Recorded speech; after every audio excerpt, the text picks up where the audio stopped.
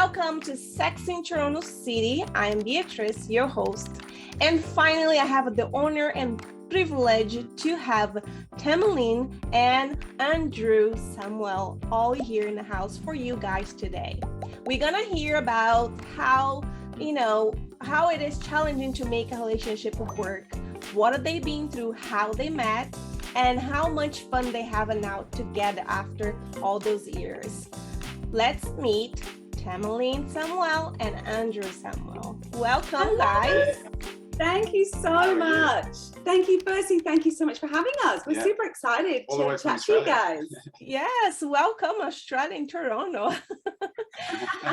So we were chatting a little bit, and let's just recap because I think it's so important for everybody to meet you guys. You guys are super famous on Instagram, and people have so much fun with how funny, talented, and super outgoing, and just having fun with each other. And I think this is so inspiring, and that's why I want you guys to be here in the show and have your experience to share to everybody. So Andrew, guys, will tell me, let's go a little bit background again. So Andrew, you are from UK. Yeah, Wales, and I'm really, really happy that you're starting with the most important person first. Originally, my accent will not share this, but I've got a very Australian, or what a lot of people say, a very worldly accent now because I've traveled so much. But I was born in Wales in the UK. I lived there till I was 8 and then emigrated to Australia, in Western Australia, Perth. And I grew up there, essentially, became an Australian. And from the age of about 18 years old, I really captured the idea of travel. I was really inspired by wanting to kind of be a foreigner in a foreign place. And I did that for 17 years. So a lot of my adult life has spent traveling the world. And fortunately enough, 10 of those years were spent on a cruise ship, which essentially had us visit over, I think I did the math on this, something like 273 cities, 93 different countries around the world. We circumnavigated the globe a lot. Can you say that he was chasing after you, maybe, Tamylin? Totally, I was looking for I think he was just trying to find me, to be honest, bitch. It took me took him forever to find me. But I finally got there. Wow. And then essentially from meeting Tamylin on the cruise ship, we fell pregnant, or Tamylin. Why don't I do my story now up to that point? That'll probably work. And Please mix it up, and it will piece it together. So yeah, I'm English, so I have been a dancer my whole entire life. Okay, so dancing is my passion. It's what I did from 2 years old. The only thing I ever wanted to be and do was a dancer. So I did I moved to London at 16 and went to stage school. Then I performed in London's West End shows. So I was very good at what I did. I worked really hard and did all the TV shows in London. I was like a backing dancer for the Spice Girls, very exciting. But yeah, did loads of stuff. And then I basically went on cruise ships and I met my gorgeous husband, Exhibit A. At the latter end. At the latter end. Yeah. So, well, we met Andrew, that she says gorgeous husband. Hey, See? brownie points here. Brownie points. I'll take it. So no, we actually met, what was it, 2002? 2002. I was 26 and you were 21. And I was outrageous. I was like the fun, energy, crazy dancer that used to come on board. Andrew had a girlfriend at the time. And so we knew each other, but we didn't date or anything like that.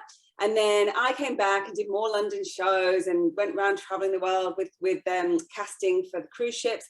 And then we went back, and I went back, 2009? 5 years later, you came back, yeah. 2008, 2009, and that's when we really, I think Beatrice had grown up.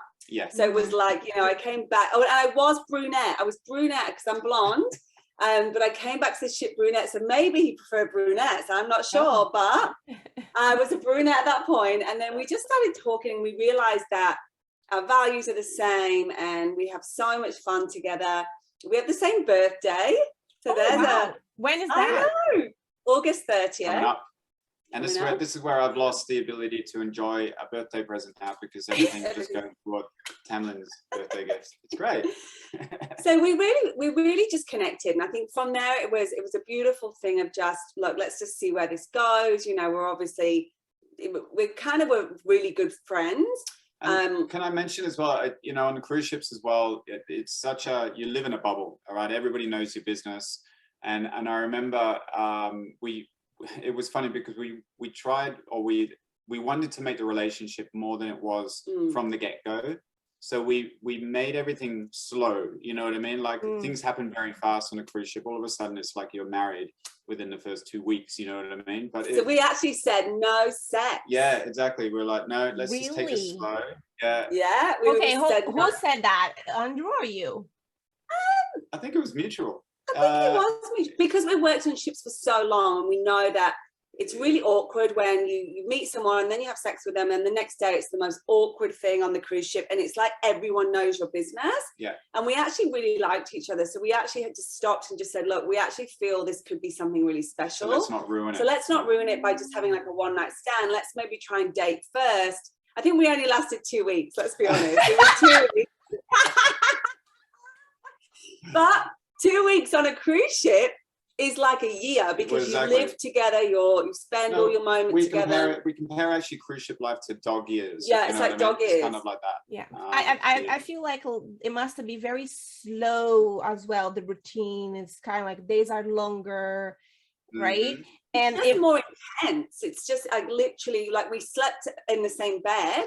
We did do that straight. I think we had one night where we didn't, so it was kind of like 2 weeks of doing that, but not having sex was pretty crazy, because that was like 14 nights of resisting each other. But no, so that was just that. It wasn't challenging for you, Andrew, to have a gorgeous woman like her beside you and just like.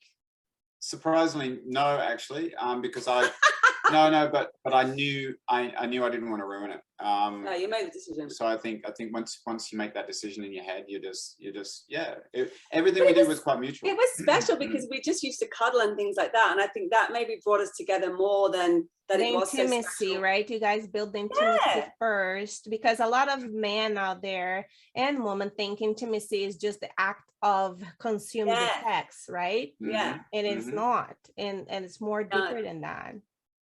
Yeah, I love that story. It's so beautiful. So okay, keep going, because I want to know more. So then I was offered a job in LA, and we had to make a decision that, okay, you know, are we going to make this work? Is this going to be something? Because I need to decide now for my job. Am I going to move to LA? Am I going to become a choreographer for the cruise ship and cast all the dancers for the cruise ship?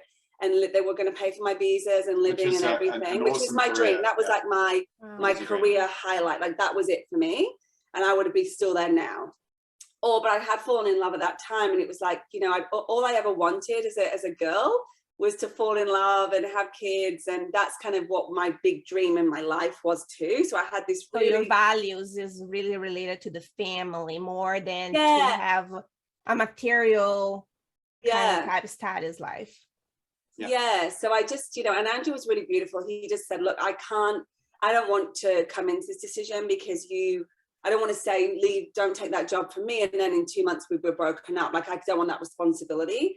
So I just had to really sit with it and just go, okay, am I going to let down my career, but give an option, give a chance for my future here. And I saw him as my husband, like before Andrew, like I fell in love first. So I saw that he was the one for me. And I remember telling my friends, like, day 2 of us dating, no sex, that he was the one, like he's the one. And all my friends were like, oh my gosh, Tamylin, like really?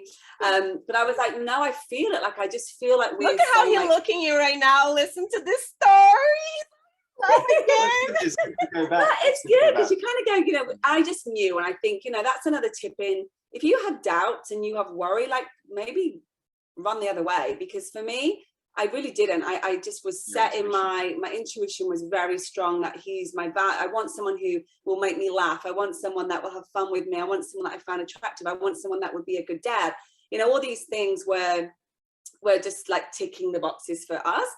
Anyway, so I made the decision to go for the relationship, and luckily the cruise ship was so beautiful. They said, look, we'll pay you the same money as we would have paid you to come to LA, and you can stay on the ship and you can be in charge of all the dancers and everything on the ship. So that was the decision. So we were there 2 years. And can I just add that they really supported us. They did support us. They wanted us to work. The company we worked for was Crystal Cruises, and you weren't just, you know, you hear these stories all the time on cruise ships that the worst thing you can have happen is people get into relationships and departments won't support it because they think it can affect you know, how the work is going to be, or the work ethic, this or the other. But in our particular company, they really were like, okay, well, let's make your holidays work at the same time. It was a beautiful thing just to watch that on the side, you know. It's so important to know, like, to really speak up about that, because I think we relied a lot on negative things in the world, and when it comes to positivity, and to really have this gratitude on your heart, knowing that your relationship went to the direction that it went because there was like a positive people around too, right? Yeah. 100%. So we stayed together on the ship for 2 years, so from 2009 to 2011. And then, Beatrice, the worst thing in the world happened. No, but just before you say that, the most beautiful thing happened, because it's like, talk about that. Yeah, it's true. Okay. I'm gonna say this for people who are maybe, because, you know, like careers, that 40-year career now has kind of disappeared, right? Everyone's doing these 5-year careers or 10-year careers, and it's acceptable to go on and do something else. And we'd always heard time and time again, after being on the ship for so long and seen so many people leave as couples, but then come back less than 2 years later because they couldn't make it on land, because it's just too different. It's too hard. It's like too hard. You know, you've gone from having chocolates put on your pillow and your underwear ironed and folded, and not having to go to the supermarket and not having to cook food. Don't have to pay bills. Tax. All that sort of stuff, to all of a sudden being thrust into a real world. So we were very nervous about that, but a beautiful thing happened. Yeah, so then I was basically on stage dancing, and I was dropped in a lift. So there's a lift called the Death Drop, funny, and this beautiful Russian dancer. What is that? Yeah, exactly. So it's basically where the boy like lifts the girl in the air, like on from one hip, and then he throws her in the air. She does a double spin, and then he catches her. And he didn't catch me, and I just fell, and I actually slipped 2 discs in my back. So the bottom of my spine, L5 and S1, just came out, and I couldn't feel my legs. Like, and I literally remember it vividly, like lying on the cabin floor that night, like holding Andrew's hand. And I just knew. He said, lift your legs, babe. I said, I can't lift them. Like, there was no brain function to lift my legs. And I was just lying on the floor because it was too hurt me too much to lie in the soft bed. And I just knew in that moment, Beatrice, that my career was over, and everything that I'd ever worked for from 2 years old was gone like that. Like, it was the most devastating experience. So literally the next day I was flown off the ship in a wheelchair. And I went home to England, and you did rehabilitation but I've never been so depressed. Like, it was so hard. And then to try and have this long-term relationship, this long-distance relationship where he was still on board and I was, you know, at home. So basically, which is tough. Anybody who's doing a long-term relationship is probably one of the hardest things. But it was funny. So I have polycystic ovaries. So when I'm getting my back treated by this back specialist, I'm speaking to another lady, and she said, you know, about kids or something, and I'm like, oh, I've been told I can't have kids. I've been told that, you know, I'm going to really struggle because I've got polycystic ovaries and I don't have periods. I never had periods because I was so thin. I was dancing so much, and I didn't care at the time because it just got in the way of dancing. So it never bothered me. But actually, once I started to want to have kids, it then became this problem. Anyway, so she said to me, well, look, I'm a herbalist. I think I can help you. So I was like, okay. So she basically started working with me, and then my periods came back, and she said, yeah, I knew they would come back. Wow. And I was like, okay. She goes, well, now let's make you fertile. There's a reason behind all this story, so I'm telling you. So I was like, well, let's make you fertile now. I'm thinking, fertile? My husband's on a cruise ship. He might have a big willy, but it's not that big. Like, it's not going to reach across the sea, is it? Anyway. So she tried to make me fertile, and she was like, yeah, I can see that, you know, this is working. And I was like, great. So I literally, there was a point in Germany where Andrew was on the ship for like a week. We had a dry dock. Where he was going to be in a dry dock situation where, they were refurbishing the ship in Hamburg, in Germany. So Tamylin met us she couldn't board the ship, but she stayed in a hotel for like the 10 days that the dry dock was on. And I was able then to just kind of come to the hotel. So obviously we had sex, but I didn't know I was ovulating or anything like that at the time. It was just part of the thing. And then my period stopped. So then me and my mum were like, oh, it just never works, like, never mind.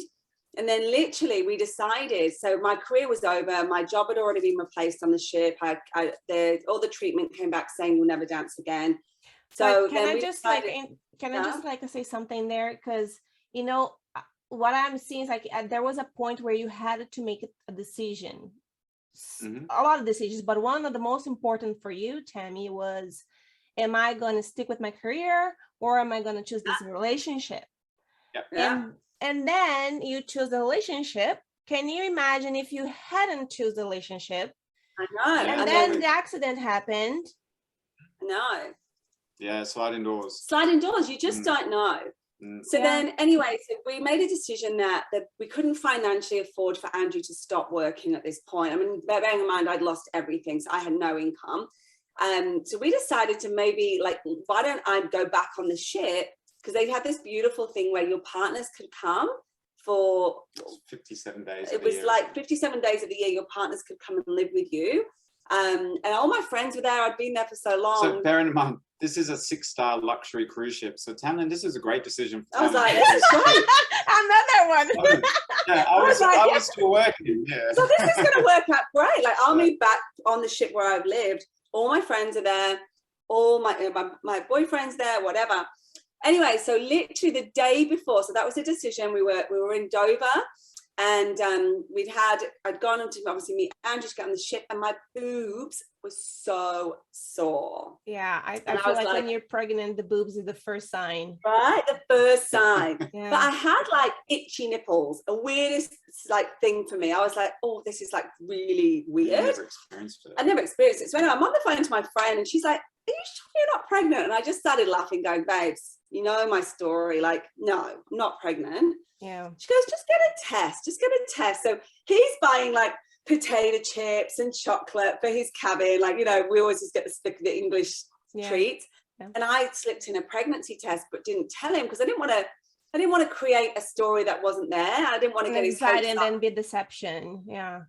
Yeah, so I just grabbed a pregnancy test and just paid for it. And then anyway, he's in the shower in the hotel, and the night before we board the ship, and we on the stick, and these 2 red lines were just like pregnant. Like it was just like, oh my God. So I literally slid the stick in the shower curtain.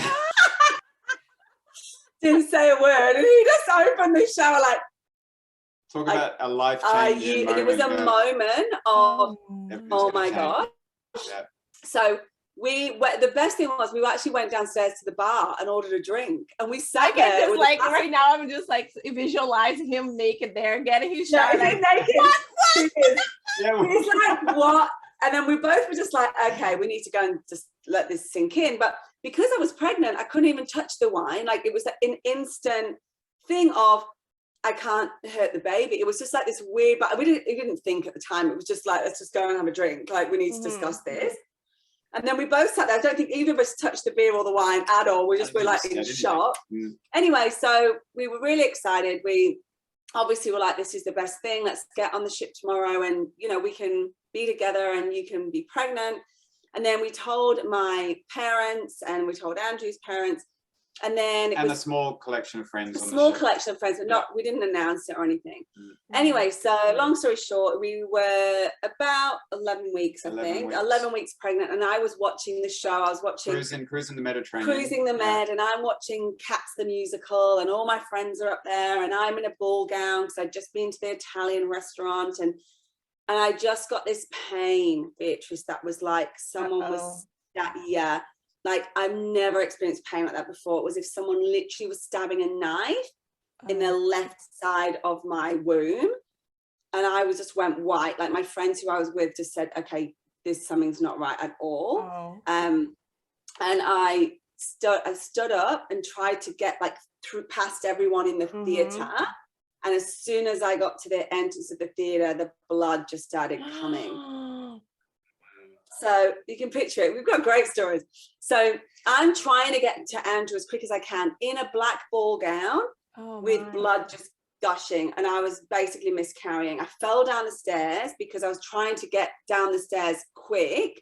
So I fell down the stairs. By the time I knocked on the cabin door, and he's just like, you know, finished work, and I'm just like makeup all down my face, blood, I know. So then I was stood in the shower. And I literally, it was like a massacre. I can't explain it. It was like literally the worst blood ever.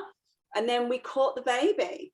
So I literally came out. It was literally like in my hand. Oh. And we just were sobbing, and both of us were so excited. And then we were so devastated. Anyway, so not the funniest thing, but because I wasn't working on the ship, I'd been there 10 years, because I wasn't working there, I had no insurance. So I literally was like, this is crazy.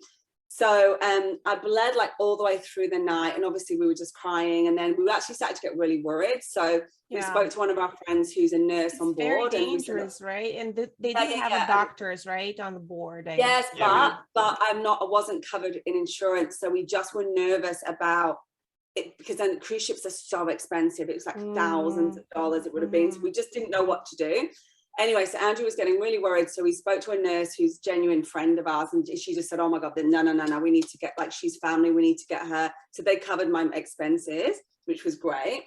And they said, we need to get her to a hospital in Livorno the next day. So we went into the hospital. So you can imagine this. We're both there in the hospital. I'm still bleeding. Not as bad, but still. And nobody bleeding. speaks English. No one speaks English. Okay. We just lost our baby. Yeah. And people are coming in with No. balloons. Let me explain the story, because the minute we arrive at the hospital in Livorno, Italy, Tamylin's kind of whisked away, and they wouldn't allow me to go with her. They were like, you stay in the waiting room. And I was like really concerned. It's like, it's awful. And there was no exchange of understanding. It was all just body. Right? Exactly. So I'm sat in the waiting room now. It must have been 15, 20 minutes just sat in. But remember, this is a special hospital. It's a maternity ward. Maternity ward that welcomes new arrivals, as well as so what we all were these going through. Big families. And an Italian family. I'm just sitting there, just like trying to, gather my thoughts. And this must have been about 50 people come in with balloons and celebrating, and they're all and I'm just like, and then on top of all of that, they go through. Then the nurse that I remember grabbed Tamlin, peeks her head around the corner, and she has this big grin on her face, and I'm like, that's just not appropriate. And she beckons to me like, come this way. So I'm like, what's going on here? And all I can hear is sobbing. I'm sobbing. Tam's voice sobbing. I'm thinking, it's very strange that the nurse is smiling and Tam's sobbing. I go into this room because all the doors are open in Italy. My wife's legs are spread. Everyone can see everything. It's quite funny. There were about 3 doctors. No one speaks English. And I just go straight to my wife, as you would. That wasn't your wife then? No, my girlfriend, as you would. But obviously, you know what I mean. She's crying, and then they're all kind of, it's just a strange energy. So let's explain. So what happened was, I was telling him what happened, and he was saying, I speak a little English, and yes, you've had a miscarriage. He said, what we need to do now is check it's all gone, because you can get very infected if there's part of the baby still there. The placenta, and then, all that. Yeah. So then when they checked, there was Ethan. So I had twins. So I know. So he was going, there's still one in there. I said, what do you mean? I'm listening, I'm sweating here. I'm listening to this story. And I'm like, she's so smiley and so happy. Yeah, exactly. It was so and I'm like, what? Like, this is a very sad story, but it's a miracle at the same time, because honestly, like, such a beautiful, the most result. Beautiful. So he was saying to me, this baby is very strong. They said the heartbeat is very strong, like it looks perfect. The other one obviously just didn't take, but I didn't know it was twins. So this lady obviously made me very fertile to be twins. So so then from that moment, she said, okay, no sex, no exercise, no, just literally I had to be very careful. And we had checkups throughout the whole of Europe. Which so the whole of Europe has seen my vagina. Yeah, we always say thanks for the whole of Europe. It's brilliant. But I remember one particular specialist we had to go to in Monte Carlo, of all places. I remember just just going to see him. I think it cost us something like €600, and we were doing this every so it was costing us a fortune, but of course we for our peace of mind, it was we were very happy. So basically I stayed very healthily pregnant, and then I went home. We'd gone through the surprise of you having a baby to not having a baby, to then ringing our parents again the next day saying, okay, we're still having a baby. They're like, what is going on? Wow. Andrew, how was for you to go through all of this? Because a lot of men cannot handle the stress and the sadness and the what I'm gonna do and how I'm gonna comfort her, and also to deal with your own pain too, because you're seeing all of this. And how was that for you? Well, I guess like for every man, you know, we don't experience what women experience through the entire process of childbirth. We just have to be the emotional backbone or support as best as you can, right? Like even when Tamylin finally had Ethan, she threw up on me about 8 times, which is great. So that's our role. I get it. But at the time, it was kind of all, excuse me, all a new experience, because I was also falling in love with my wife at the same time. And I think this whole experience, I think if anything, brought us so closer together. You know what I mean? So yeah, it was just all new experiences. Quite not something I'd ever really want to experience again. But I think it did scar us, because we've had a lot of work done since we try to have another. We've never properly grieved the and process, lot. We've never been able to have another baby, and we've tried IVF, we've tried IUI, which is a different process. We bought a dog. But it's interesting because a lot of people, we're all into the universe has got your back and all this, and we've just tried some energy healing, and a lot of them are saying that Andrew is a block, like Andrew has an energy block to have another child. And he did say to me, like even having Ethan's birth, he was an emergency C-section. It was quite aggressive to get him out, and he wasn't breathing. And, you know, so I think we've kind of got this like in our subconscious block of how that whole experience was not pleasant. It's very traumatizing and very sad, and it would have been a very negative experience if you didn't have Ethan, right? But I think, God, it's Ethan, and this is the thing, he truly is a miracle, and that we will say that to this day. Like, you know, the fact that my body has not been able to even have, you know, they've literally made me fertile, put Andrew's sperm with the egg, and nothing's happened. So it's like it's just the way that it was twins, and we've come to terms with that. This is us. Like, we're not trying anymore. We've, you know, bought the dog to replace the second child, and hence Ethan's got a brother. And we came up with Ethan's name because we remember the Italian doctor in his broken English saying this one has a very strong heart. He's very strong. So Ethan has Welsh heritage, which is where I'm from, but it also means the strong one. So that's why we came up with the name Ethan, because we know how troubling it can be trying to come up with a name for your child.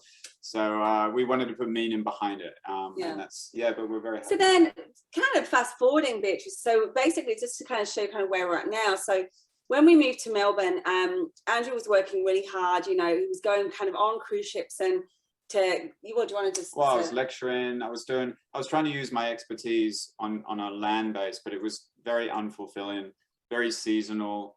I was away from the family, and I never envisaged. I come from a broken home. My father was never around. My mum, you know, unfortunately used to be quite harmful to my mum and put her in hospital, all these different things. I was protected from it a lot, but all that it really brought up in me is that from my son's early childhood, I just want to be present in his life.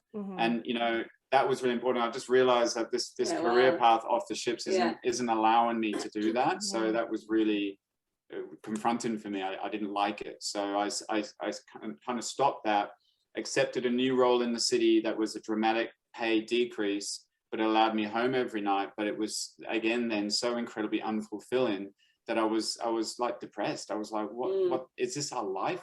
We'd gone from 6-star, going to fancy restaurants around the world, you know, everything like this, to all of a sudden, this is the real life, you know, that you've been escaping for the last 10 years. And it really hit us really hard. And of course, so this is where it kind of came in. So my best friends in England were doing a company called Arbonne, which is a skincare and health and wellness company.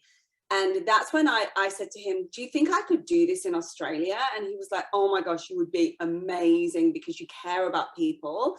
And so I was like, okay, I'm going to give this a shot. Like, I'm not going to overthink this. And I think a lot of people overthink a lot of things. I was like, I'm just going to go for it and see what I can do. And we were I was top of the company in 2 years.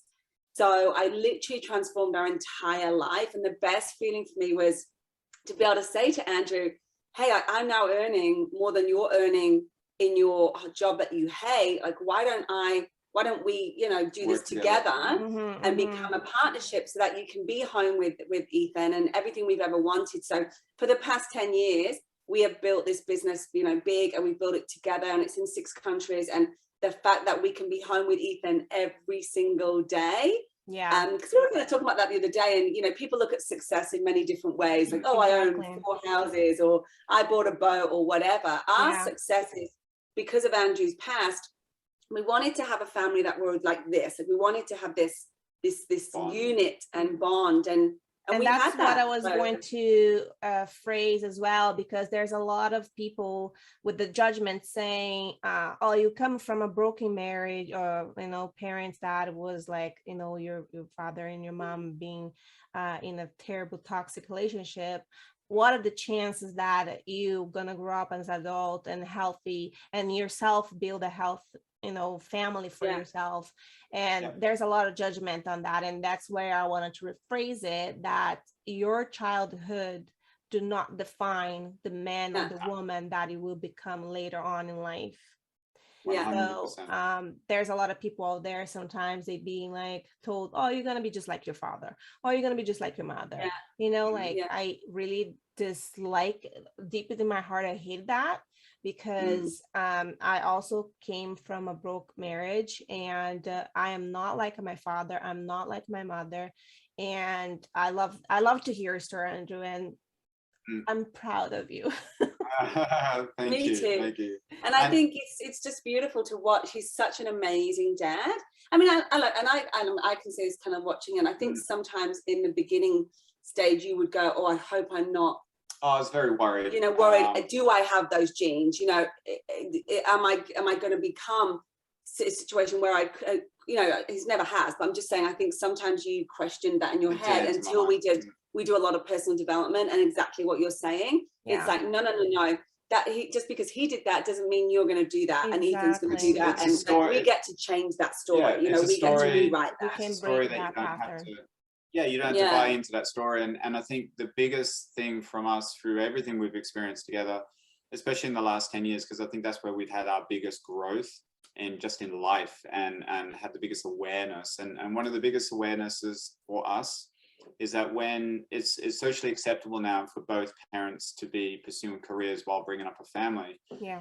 But it's become very apparent to us that it's also a time in children's lives where they can't just lean on one parent to bring them up and give them foundations that they need. You need both parents given as much energy as you possibly can. And Absolutely. you know, fortunately for us, we have a relationship that we've grown, that's working, and a business that allows us to do that. We understand that not everyone has that luxury, but there's just so much out there that can distract people and negatively impact people and take them on the wrong path. So you need your dad and you need your mom if you can have that luxury. That's where absolutely. And when I'm gonna say something, because you know, I've been your fan for a long time. I've been watching you guys even before I built my podcast. And you guys actually are one of the inspiration that I actually kicked myself in the ass, and I said, oh, wow. Do it. I can do this. Like, you know, it's very hard for a lot of people to be afraid of the judgment, right? Like, oh my gosh, what are people gonna say? Oh my gosh, some, you know, ogre is gonna comment something negative, or oh, what I'm gonna be exposing myself, and to have this transparency and vulnerability to your public and let them know. And that's what I love about you both, is that as much as you, Tammy, as a woman, exuberant and very extravaganza and this gorgeous and dancing and all of that, Andrew, where we think like, oh, he's a guy, he's not going to be up to that kind of stuff. It's surprising how much he's invested and how much he really have fun with it. He, you know, he played the role and he do the things. And I'm watching your videos, I'm like, oh my gosh, this guy's awesome. Look like how amazing partner he is to her. And, you know, it's inspiring. So I really wanted to just say this, because I know a lot of people feel the same way that I feel when they watch both of you having fun and, you know, just do a little dance or something like that. And I know sometimes people don't find the words, they think about it, but the life is so consuming, so busy that we forget to just, you know, make a legit time to say, hey, you're doing a great job, I love you, or this is inspiring me so much. So I wanted to take my time now and tell you guys how much so yeah, how much beautiful. you guys inspired me. We had this beautiful message from this lady in the UK who I used to go to school with. So it's an old school friend, and I haven't heard from her for years. And she sent a video, and she had one side of her face was all drooped, and we couldn't really understand, like, very clear. And she said, I just want to show you this video. She said, you saved my life. She said, I was admitted to hospital with a stroke, but they think that it's Bell's palsy or something like that. It was very serious, and no family could visit her. No family at all were allowed in because of COVID. And she literally was just in this stroke ward with no one. And she said, literally, Tam, she goes, every day I wake up, I've got goosebumps. She's like, I am so excited for what you've brought on, you know, on Instagram, and she goes, please, I'm begging you, please do not stop doing what you're doing, because there's so much dark in the world.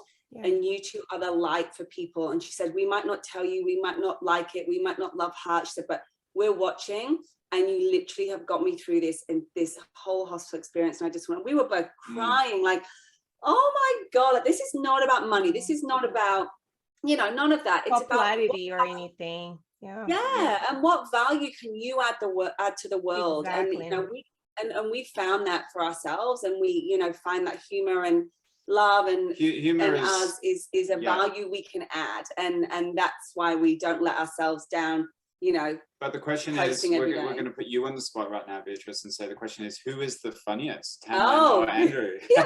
You're pretty funny. Oh, Andrew's funny. I cannot say one is better than the other, because you guys are complemented to each other. Yeah. And I will not see Tammy and Drew to be just Tammy or just Andrew. Yeah, so, I agree. So I think, like, hearing your story now, it's make more sense to me how much you complement each other, and how beautiful it is. Even more, like, before, I have already, like, admiration for what you guys do. And I agree with you, Tammy. It's not about being the popularity or get the numbers of followers or anything, because for me, it's not that. Like, I'm starting now, and I told you guys a little bit about my background, my story, and I feel like the world is a very sad place, and there is no enough people out there really to, like, people think, like, a lot of people say to me, Beatrice, do you get paid to do podcasts? I say, guys, no, I do not get paid to do my podcast. I actually pay for people to edit in my videos. I pay to somebody to being on my Instagram and making sure that everything is up to date there. Like, I'm spending money to inspire you guys and to make sure that, you know, you guys doesn't go to the same pain of being in the dark solitude. And it's not about the numbers, but I would say this, and it just refers to what you say, Tammy. When somebody just come to you and send you a video or make a comment on your Instagram or DM you saying, oh my gosh, thank you so much, I really need this. This is the paycheck. That's 100%. Yeah, you're right. And that's how, you know, we should be determining our own levels of success. And I guess it leads on to having a purpose-driven life, right? You know, if you're not adding value to people or communities or your surroundings. But I think too, you know, obviously business is what people look for as well. And I think on that, if your focus is value and not dollar signs, the dollar signs come. Yeah. Because they come from somewhere, or, you know, the universe will deliver in some way, shape and form. Like, we have an Instagram business now, which came from that, in the way of, we learned so much about Reels and Instagram and how to help businesses. So we actually help businesses with their Instagram. So that was never the actual intention. Do you see what I mean? So it never was like, oh, let's start doing Reels so we can have an Instagram business. No, it's kind of all just progressed because people came to us and said, okay, I need help. And you guys know how to do the Reels and you know how to do Instagram. Can you help? And we were like, of course. And it just kind of went from there. And we've helped businesses all here in Noosa, where we live, on their Instagram, because We know how their bio should look. We know how their reels should be. We know what their perfect clients are because we've worked so many years on it now. And we just do it by bringing humor and fun. So that's is our beautiful thing. So we have a Facebook group, Beatrice. Are you part of that group? I am not. I didn't even know, but let's talk about that. Yeah. Just because we have a Facebook group that is free to join, and it's all about bringing the fun back into your socials. So we do a live every week talking about different things on social media. We have so much fun in there. So people wanna go there. Where they go? So what would they type in to find it? You just have to search. It's a private group, but you can find it publicly. So you just have to type in Tam Drew Social Fun, and it will pop up. You request to join, and then we'll sit there and look at your name and just totally judge you, and then figure out whether you want to be a partner. We won't. We just have general rules, you know, and that is just to have fun. We don't want people. You're gonna look at the picture in the eyes. It doesn't make spark. Yeah, who's this person? No. But we've got about 650 something people in there now, and it's just so fun. So yeah, if any of your followers want to jump on and learn a few things about social media and have some fun, that's where you'll find it. I'm gonna be joined for sure. And just before we finish, I wanted to know, Andrew. Yes. If you would give your best advice for young Andrews out there that are jumping from one tree to another, they are trying to find the love of their lives, but you know, they are too busy to kind of like conquer as much as woman they can. What would be your best advice for those men?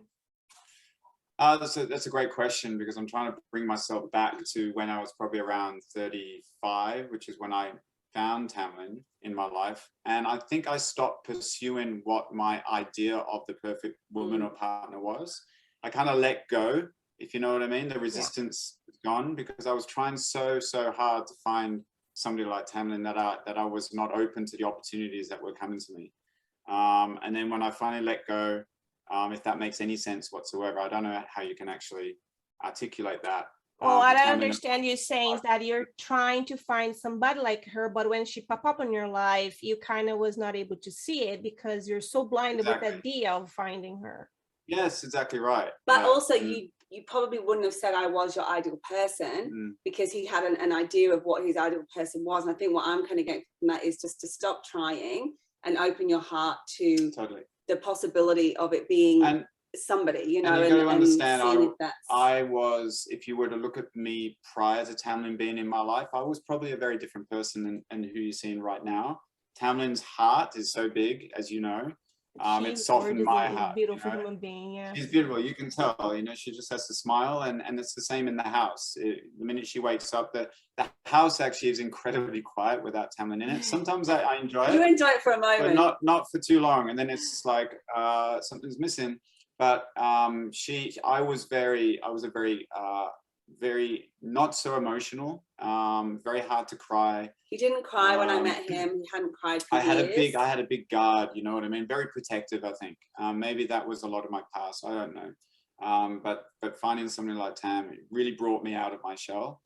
Even doing a podcast like this with you, it just wouldn't have been something that I would ever consider doing. It would have gone into that department for that type of person. So just be excited. If I'm speaking to that person, like the question you said, that who you think you are now doesn't have to be who you'll be in the future.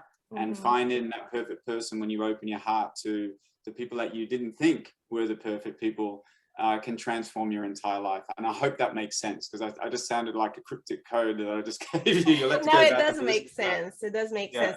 It does make perfect sense, because a lot of what I feel on the dating world, you know, is that men has this kind of type of physical appearance instead to see deeper down what the values, the morals, like the way you guys went. You didn't put it like the sex first. You didn't put like, you know, you guys really say, okay, I really like you, you know, I think you could be the one. So let's figure this out in the right path, in the right way. And I'm impressed that Andrew was very patient and actually hold your hand in that process, and was not just being like trying to rush. And I hate it, guys like that. I hate it. So I'm proud of you, Andrew. Thank and you so much.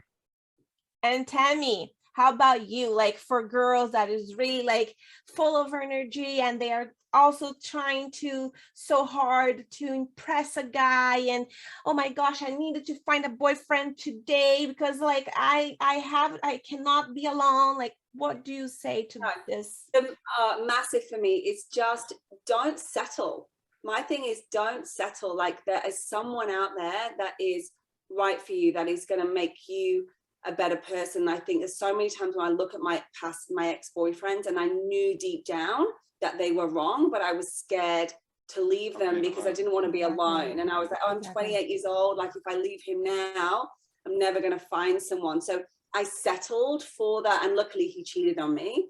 So I left because my values are very strict with that. Like I don't, like that's a big no for me. But yeah, so that I'm grateful for that, because that breakup made me leave him and then go back on the ship, which was when I met Andrew. So I sometimes just want to say to people is trust your instinct, trust your gut.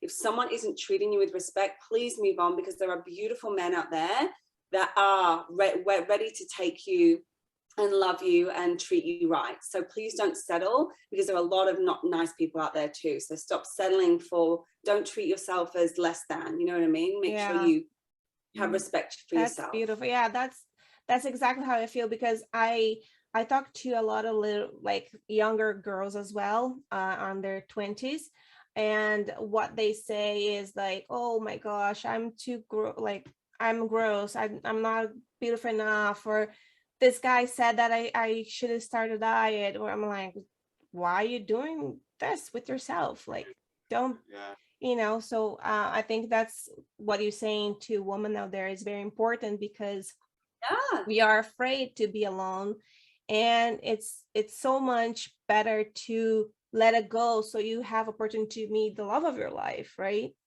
Yeah, and there's someone out there for everyone. I do believe that, and that's what I love about kind of us, because I kind of go, you know what, you know, like you said, you put your stereotypical person that you want, or who is it that you're looking for, but who says, where's the book that says that that person is correct for that person, and the blonde should date the brunette, and the brunette should date the black guy, and the black guy should date like, that's not true. It's what connects to your heart and your values. That's why the world is so beautiful, and that's why we all are attracted to different people.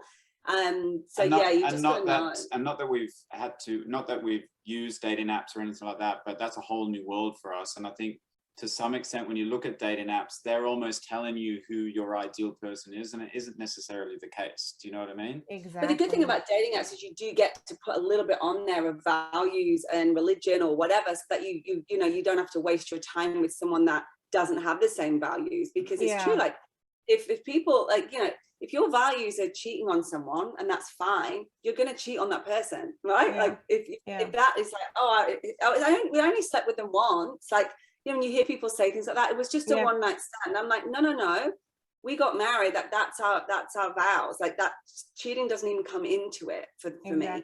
So you want to meet someone with the same values. So I don't even have a doubt. She's actually secretly telling me. This is like a warning. That that's why I was like, Andrew, are you getting this? Because I'm getting the subliminal message. Loud and clear.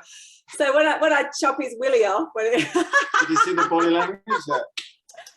No, but it's beautiful, because we both have the same for him. If that was me too, it would not be okay for him too. It's hard to come back from, because once the trust is broken, it's done. I'm sorry, it's done. The trust is done.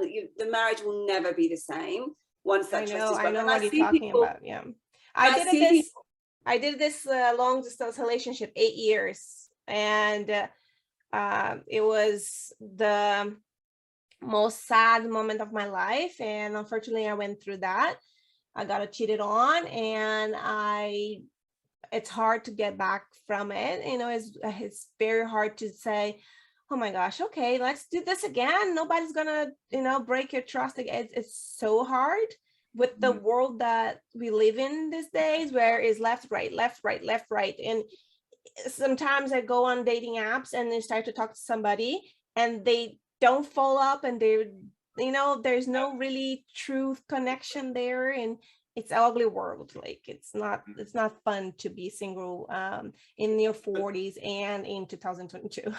Well, I want to give, you know, to your older listeners as well. My mother is in a new marriage. She's fallen in love again to somebody that she's lived. Yeah, they're married. They're very happy. So it is possible. My mum's quite young. She's 60. But Andrew lost his stepdad. It wasn't from a cheating thing. He had a heart attack, so he lost him. But mum had a few roller coaster relationships. But the person that she fell in love with was actually in the same town that she had lived in for 10 years and never bumped into him. Wow. And then all of a sudden, and to see my mum in love and being looked after like my stepfather used to do is just so beautiful.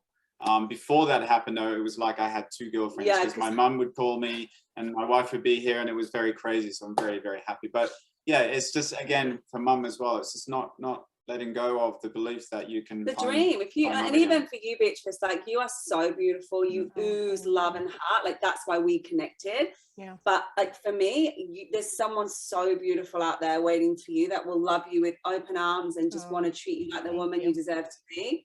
Are you there somewhere? Are you there? Maybe they're in Australia. Maybe you need to come visit us. Maybe.